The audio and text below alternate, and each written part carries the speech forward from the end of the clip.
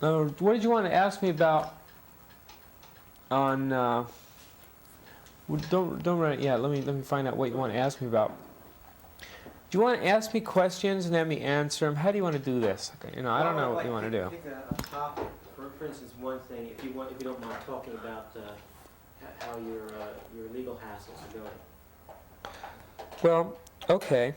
And then another is I want to get your ideas, your philosophy on the film company and how you think they should be run, and what do you think they do that they're doing now that you don't like particularly, should be changed. Okay.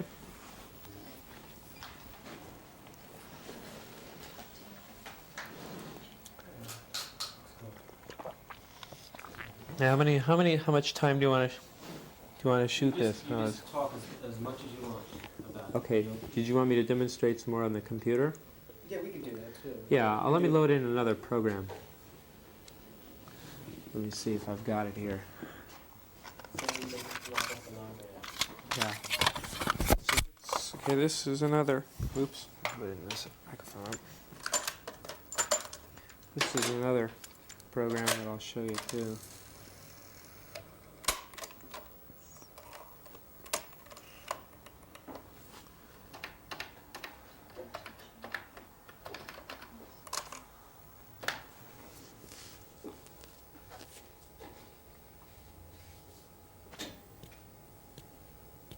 Which program is this?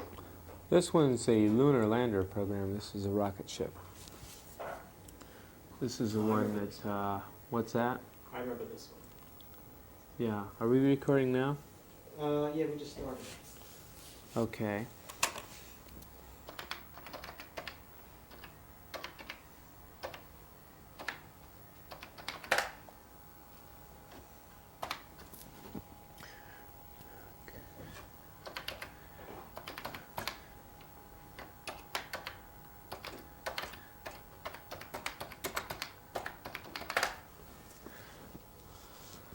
Okay, now the object of the game, this little game here, I guess what I'll do is kind of explain a little bit about the computer itself and how we can use... This is Charlie, the computer, right? Right.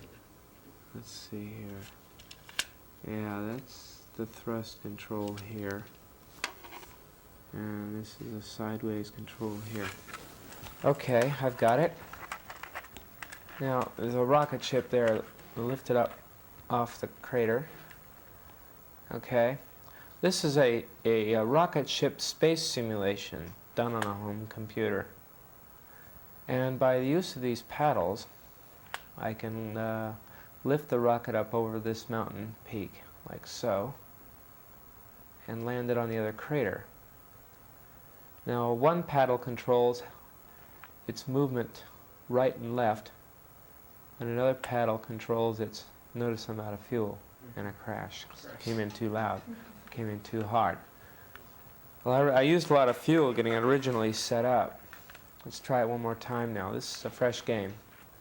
Okay, now, I set the paddle, the right-left paddle, right in the middle.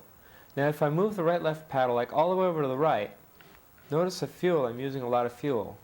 I set it down in the middle now. I'm not using any fuel, even though the rocket is not moving. Now, if I move it to the left, I'll use fuel too, and I'm not using fuel. But there's friction between the rocket and the crater. Now, the minute I start lifting the rocket ship up with this left paddle, like so, it proceeds in lifting up. Then with my right-left control, I'm starting to move it to the right now. Now I cut the thrust at this point. I put the right-left control right in the middle. It's moving on its own inertia now. Okay? Notice the fuel consumption. There's no fuel being used. Now I move it to the left because I'm going over too far to the right. Now I give it thrust, slow it down. And I bring it over to the right again because it's moving to the left. Gradually slow it down and landed it. And my computer compliments me for my good work on landing the rocket. Okay, and it draws a different mountain each time. Now these home computers are available in the market. Like this one costs $1,500. Still very high in most standards. They're going down. This one's using high-resolution color graphics. do a simulation of the spaceship. And it behaves just exactly like a real spaceship would behave. It's got all the momentum and inertia formulas programmed in. And by using the use of the paddle controls, I can physically move the motion of the rocket around on the screen. That one I got perfect. Okay, this is a Lunar Lander thing, okay? This is another, well, I'll do one more here. Could you stop on top? Yeah, I'll try to make it land on top. Okay, I'll cut the thrust now. Bring it over to the top. Gotta get a little bit more, 'cause I left it right up there. Slow it down. It crashes at that point.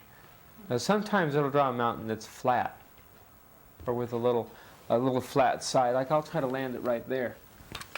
Draw a different mountain each time? Yeah. You can't control the mountain that it draws. Okay, so it comes up, cut the thrust a little more. Okay, now I lift it over the top. Come on, move over to the right a little bit more.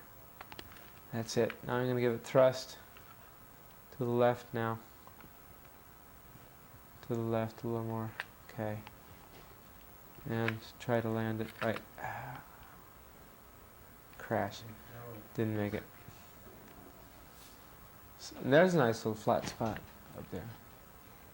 I'll try to land it up there this time, okay? So up it comes.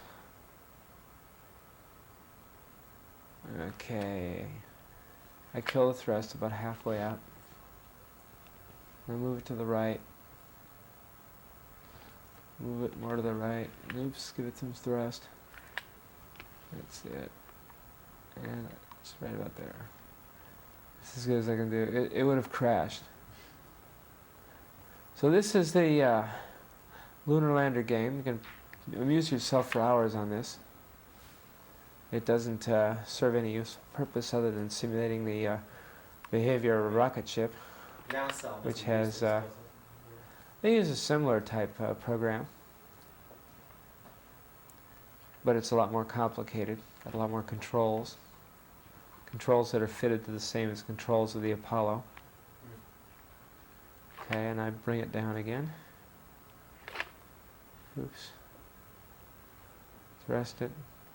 Gradually back off. Land it. Okay, and that's the Lunar Lander game. Okay. Some other games I've got in here as well. Let's see. Yeah, we'll try this one. This is a program used to dial over the phone line. Using the Apple computer to dial into the telephone and control all the various. How does it hook up into the telephone? Well, I've got two wires here, which will plug into the phone line. You can hook it either directly or indirectly. Doesn't really matter.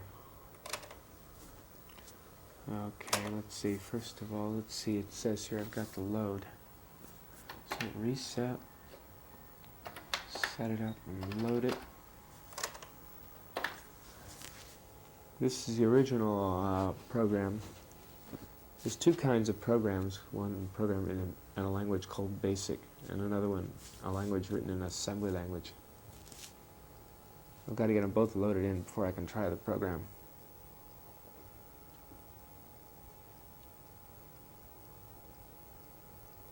You notice on the screen that when you type in load, it gives you a little flashing cursor that indicates that it's loaded. Okay, the next thing I have to do is cue up the sound part of the recorder again.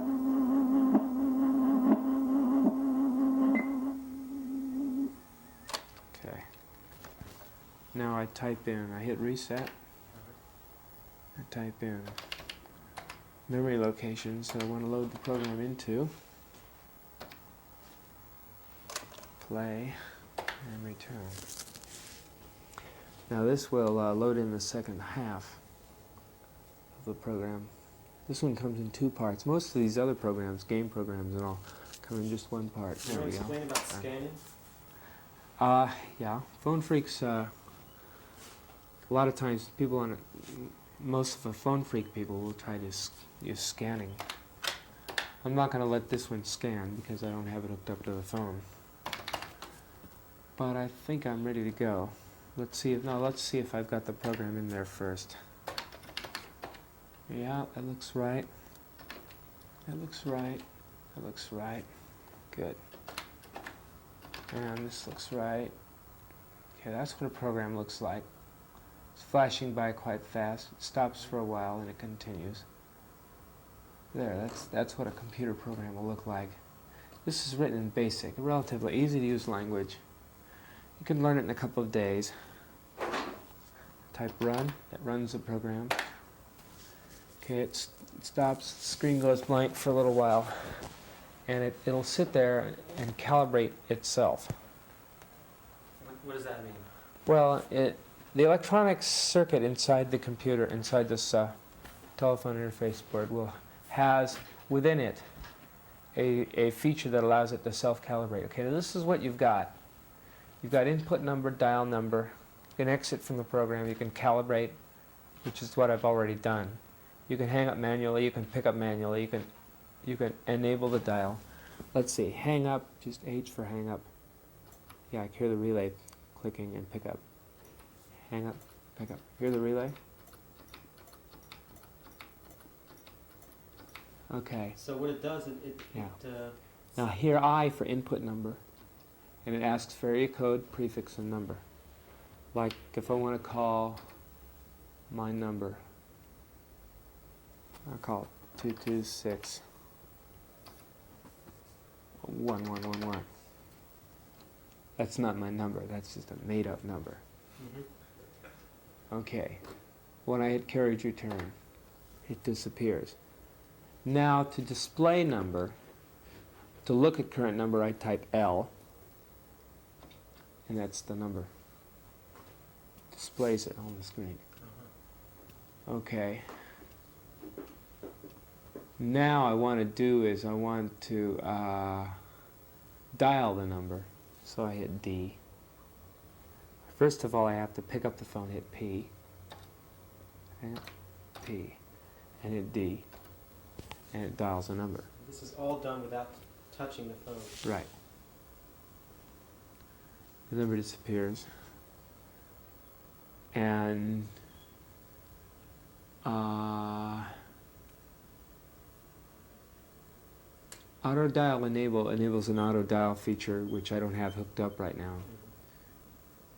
Kill auto feature will kill the auto feature. L will look up the number, pick up manually, hang up manually. And this program just gives you a demonstration. It's a demonstration program used to demonstrate how easy it is for the computer to control the telephone.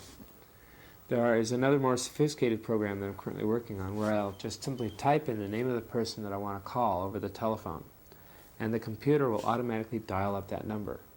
Now a program very similar to this was found in Charlie 1, my first computer. Where is he? Charlie 1 now is in the possession of Bell Labs in New Jersey because they seem to think that I've used this computer to make a free call. And what does Charlie 1 do? Charlie 1 does just what this does. It demonstrates the ability to make to use the computer for a practical application. If you're a real busy person, if you're running a business, and you're trying to make contact with some people, and you don't have a secretary around, you type in the name of the person you want to call. The computer will automatically look up the name and number, and it's very easy to enter in numbers and edit numbers with the computer. And you can edit the names and numbers around. You can put them in alphabetical order. The computer will do an automatic search, find the number, find the name and the number. After it finds the name and the number, it'll go out and dial that number. Then after dialing mode, it waits around, listens for the ring. If it picks up on the ring, the computer will then go and let's see, it'll, after listening for the ring, if it's ringing, the computer will beep the speaker, which I don't have hooked up now, and it will take and indicate to the person calling to reach over to the nearest phone that he has. He grabs the phone, picks up, and talks. If it's busy, the computer will automatically keep trying the number until the party answers the phone. As soon as he answers the phone, the computer will just, you know. And what is scanning? Well, the computer can be programmed to dial up sequentially every possible number and programmed to be listening for tones as well. And it'll display it on the screen. What can you learn from tones? Well, I can teach the computer to listen for dial tone or a data tone or somebody picking up the phone. What have you learned from that, from scanning? Well, scanning finds, well, this was how remob was found. The remote observation was found by scanning. There's a silver box number that the phone company installs to tap people's lines. So what they do, they set up a special private number that you call it up into, and this number will tap a line. And that's what I use the computer for, to find that number, to verify that the phone company does indeed have these numbers. This is the only way that I can prove to the public that there exists such a thing, by taking and hooking it to a computer, having the computer sequentially dial up every conceivable number in an exchange until it finds the number that will the number that the red box is hooked to. When it finds the number, it issues a tone. The computer is programmed to listen for that tone. When it finds the tone, it locks in on that number, it displays the number on the screen. And it does this all unattended. And this is the type of computer which the phone company uses? Not the phone Right? company. This is a type of computer that that other people have used to locate the silver box and the access code for the silver box. Because once the silver box is found, another program is then used to access the silver box until the access code is found. When the access code is found, the computer prints the access code on the screen. This verifies the silver box really does exist, and the phone company is using these widespread to tap and monitor people's lines. Widespread? Oh yes. We found quite a few access codes, quite a few silver box numbers. And this is how it's done. You just simply program the computer to do it. How long does it take the computer to locate the silver box? Well, however long it takes to dial the number up, however long you want to sit and wait for the line. It's sort of a, let's see. Hit and miss. Yeah. Well, most of the time is spent not in dialing, but in the equipment putting the call through. Typically, it takes 20 minutes to scan 100 numbers. So, in an hour you can get 300 numbers. In 3.5 hours you can get 1,000 numbers. So in 35 hours you can get the entire telephone exchange in just 35 hours. And it runs unattended, which means you can hook it up to any phone you want, walk away, Well, and have it display the numbers when you get back. how long has the phone company been using these silver boxes, to your knowledge? For at least since 1972, perhaps a lot earlier. People are not aware of the fact that these things exist. And it's kind of a bummer to have your privacy invaded all the time by these people who can come in and just sit and monitor your own private calls just because they either think you're ripping them off or they think you're involved in some illegal activity.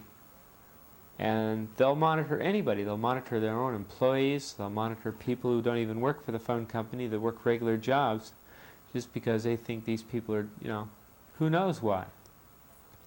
But just the fact that they have these things, and I'm pointing these things out, is enough to really make them mad at me, which is why they've come down on me so hard.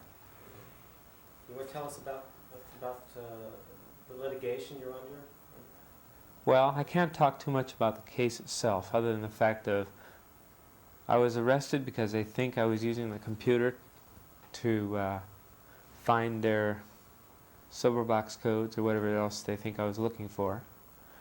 They charged me for conspiracy because I was giving away trade secrets, and theft of telecommunication services because they think I used it to make a free call, although no proof has yet been, given that I did or didn't at this point.